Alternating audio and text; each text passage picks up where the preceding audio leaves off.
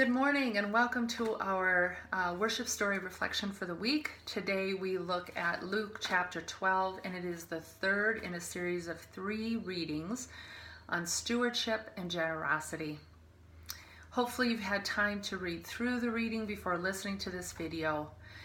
And if you have, you've certainly heard a lot of familiar language and familiar concepts from the last couple of weeks on stewardship and generosity.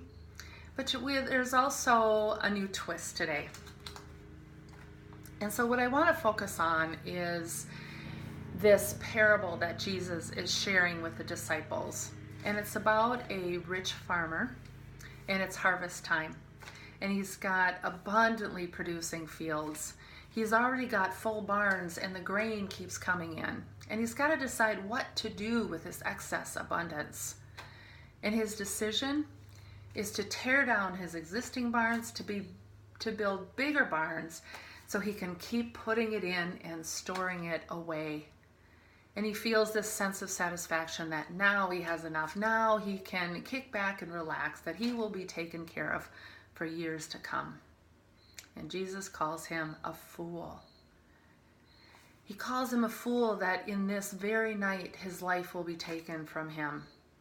And then who will own all these possessions of his? Whose will all his resources belong to? Essentially, Jesus is telling this rich, foolish farmer that you can't take it with you.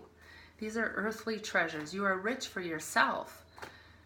But he's implying that he is not rich toward God, that even among his abundance, the rich farmer is experiencing some kind of poverty. Now, as you can maybe see, I'm wearing my Lonsdale area food shelf shirt today, and I will be volunteering there this afternoon. So it's hard for me to hear this story and not say, what about the people around you that are hungry, that don't have enough? Dear rich farmer, how about you share some of that abundance?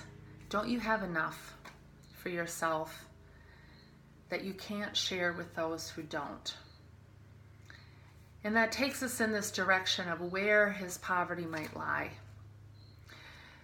But in the story, I think the real clue comes for us in asking the question, when the farmer is trying to decide what to do with this incredible abundance he's experiencing, who does he talk to about that abundance? Does he talk to a fellow farmer, another colleague? Does he talk to his wife? Does he discuss it with his sons or his sons-in-law or his father or a brother? He's certainly not praying to God about it. Who is he talking to about it? He's talking to himself. His poverty lies in the lack of relationship in his life. He doesn't have anyone to talk to about this huge decision he's making. He's got to rely on himself. See, to be rich towards God is to be rich in relationship. But not just any relationship, but rich in loving relationships. Love towards God and love towards neighbor, which should be, after all the stories that we've covered on the commandments and in the book of Ruth and now in stewardship and generosity, you've heard this refrain over and over again, that faith is about love for God and love for our neighbor. It is about relationship. And stewardship and generosity is no different. It all starts in love. And love is the thing that reminds us that we don't need to fear. We don't need to worry about if we have enough. We don't need to worry about the future. That God takes care of clothing the lilies of the field, and God takes care of providing for his creation. That God will help provide for us as well, and so that we can live trusting in the abundance of God and not worrying about the scarcity of this world.